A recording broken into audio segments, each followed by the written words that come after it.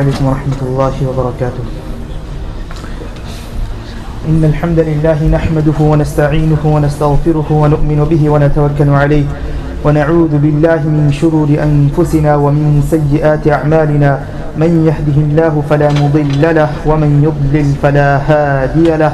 ونشهد أن سيدنا ونبينا محمدا عبده ورسوله صلى الله تعالى عليه وعلى آله وأصحابه أجمعين. أما بعد.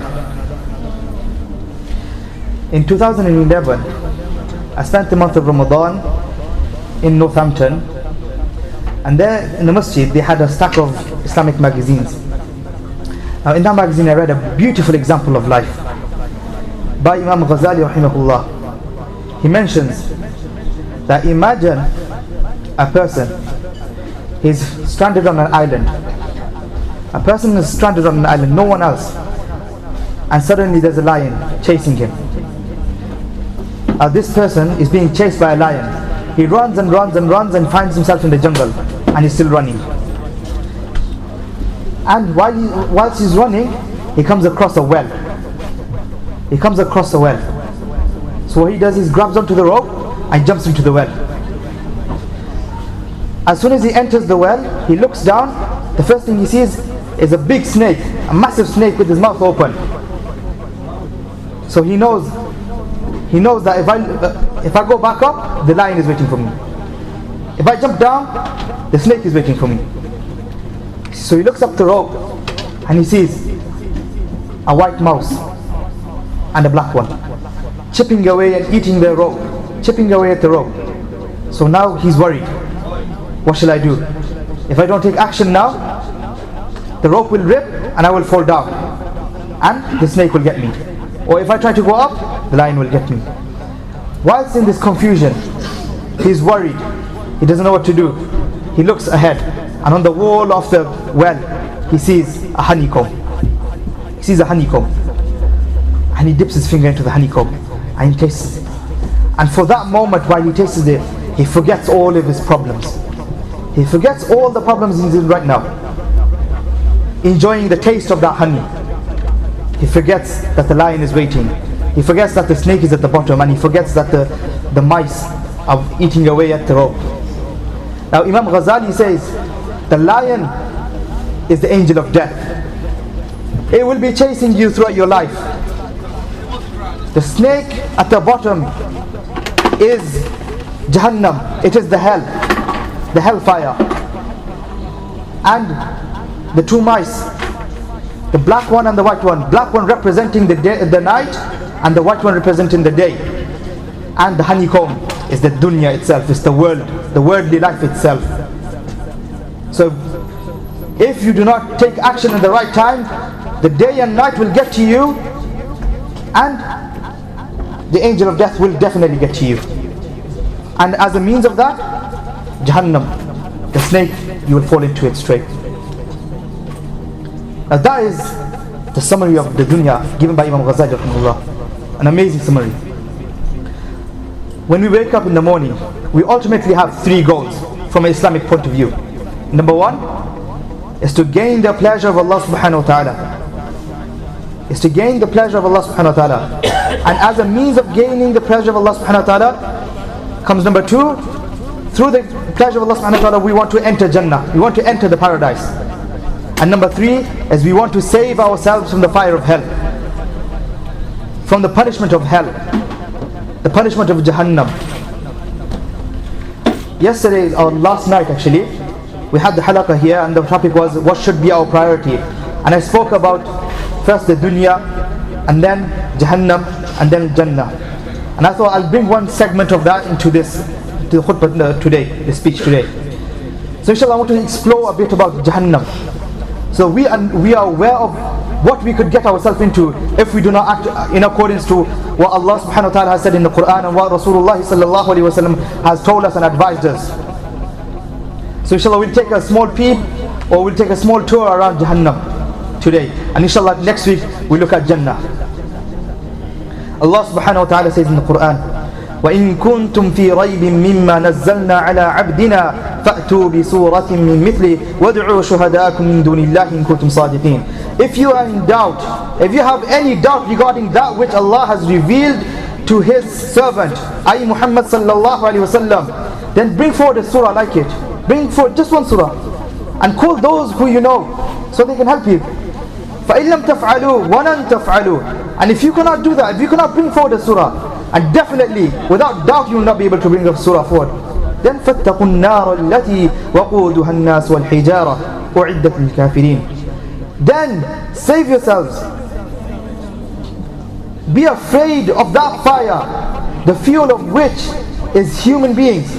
This fire is fueled through human beings, and stones is prepared for the disbelievers.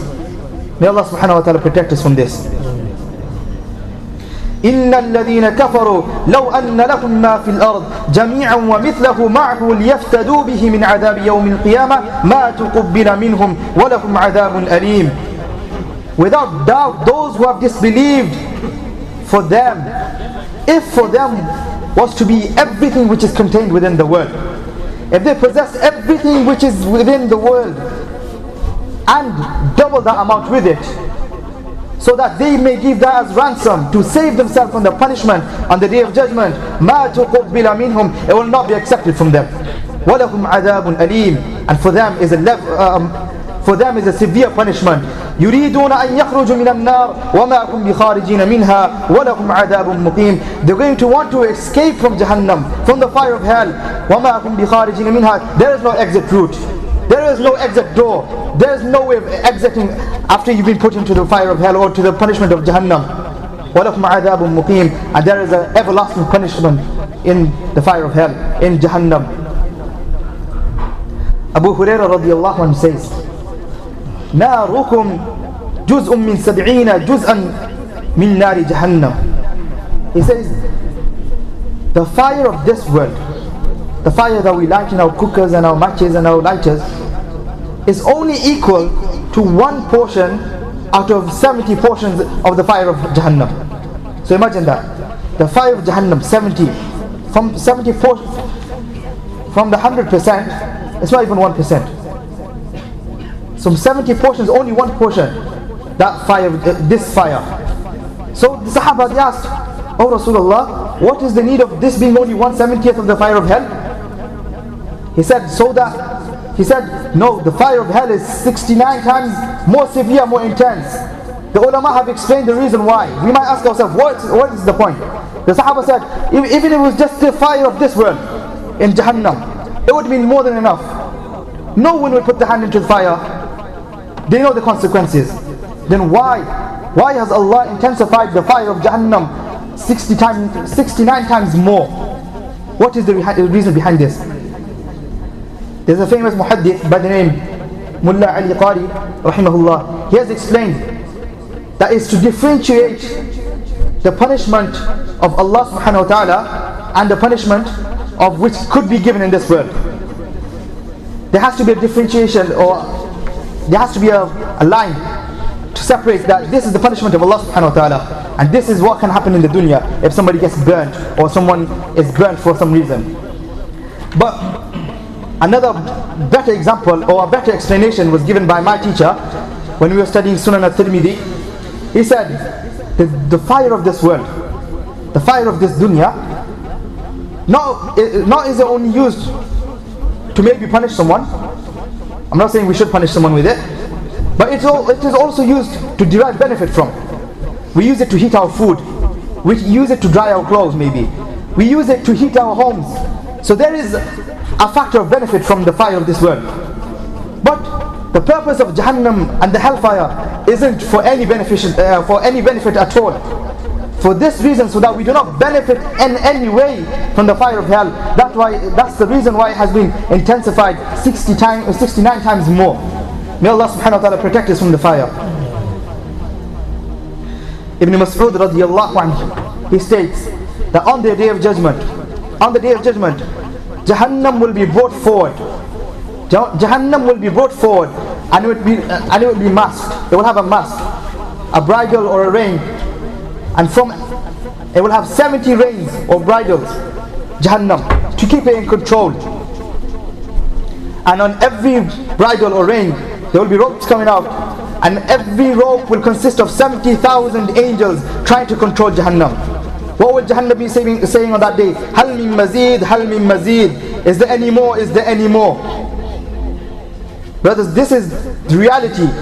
The words of Rasulullah sallallahu alaihi wasallam cannot be doubted. This is what we will witness on the Day of Judgment. Nu'man ibn Bashir radiallahu anhu, he says that the lowest form of punishment of the Day of Judgment, or in Jahannam, the lowest form of punishment will be that a person will be made to wear a pair of sandals. A person will be made to wear a pair of sandals which will be scorching hot, to the extent that person's brain will be boiling. That person's brain will be boiling because of the heat of the sandals. And he will think, that person will think that there is no one else who is being given as much punishment as I am. I am on the highest level being punished, yet he will be in the lowest. That will be the lowest form of punishment. May Allah subhanahu wa ta'ala protect us. Anas radiallahu anhu, the companion of Rasulullah sallallahu alayhi wa sallam, Anas radiallahu anhu, he narrates that on the Day of Judgment, or after the Hisab Kitab, after the resurrection, what will happen will be is that a person from the fire of hell will be taken out, from the Jahannam, from the fire, who spent his life in luxury, who had a flashy life. No, he spent his life in the most, what can we say? He had the best life. That person, he will be taken and he will be dipped into Jannah. So he will be taken out to the fire of Jahannam and he will be dipped into Jannah just for a split second, and then he will be taken out. And then he will be asked, in the dunya, did you have any pleasure at all? He will say no. Because of that one split second in Jannah, he will say, I did not have any pleasure in the dunya. Everything I went through was only problems and calamities. Because of that 1 second in Jannah. Imagine Jannah. And then another person will be brought from Jannah itself. He will be taken out from Jannah. A person who had all the problems in the world, who faced all the trials and tribulations, all the calamities had fallen upon him in this world, yet he stayed steadfast, he remained steadfast upon the Sunnah and the Quran, and he will be dipped into Jahannam 1 split second and taken out. And he will be asked, have you faced any problems, any calamities, any trials and tribulations in this world, in the dunya? He will say, no, I have not faced anything compared to what just happened in that 1 split second. That is the severity of Jahannam, brothers. Further on, Abu Hurairah radiallahu anhu, he states that Rasulullah sallallahu alayhi wa sallam has said that the fire of Jahannam was kindled, it was lit for 1,000 years until the fire itself became red. Hatta ihmarrat, until it became red. And then another 1,000 years, it was kindled for another 1,000 years until the fire became white.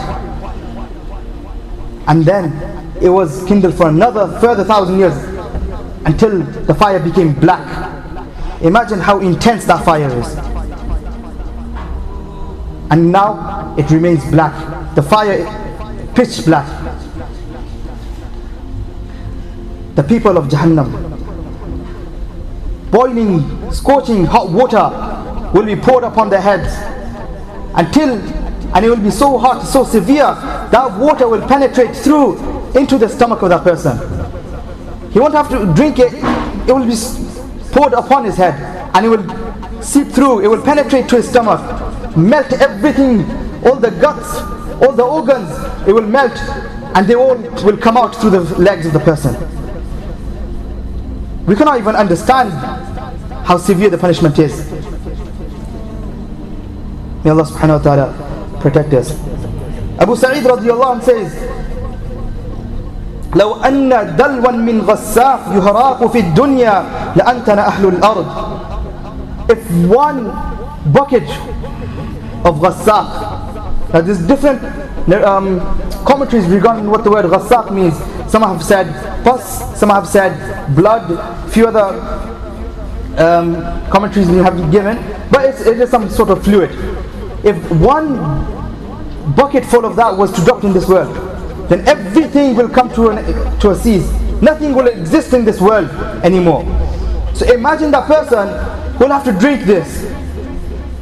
Can we imagine the person who will have to drink this? We cannot. What will be his state? May Allah subhanahu wa ta'ala protect us. Ya ayyuhan nas, Rasulullah sallallahu alayhi wa sallam has said, Ya ayyuhan nas, O people, cry. And if you cannot cry, then force yourselves to cry. Why? Because on that day, in Jahannam, the people will cry, حَتَّى تَسِيلَ دُمُوعُهُمْ فِي وُجُوهِهِمْ كَأَنَّهُمُ الْجَدْوَلِ. The people will cry to the extent that the tears will become like a small river flowing from their faces. That will be the severity of Jahannam. They will cry to the extent, it will be like a river flowing from their eyes. Until it will come to a time when the tears will stop.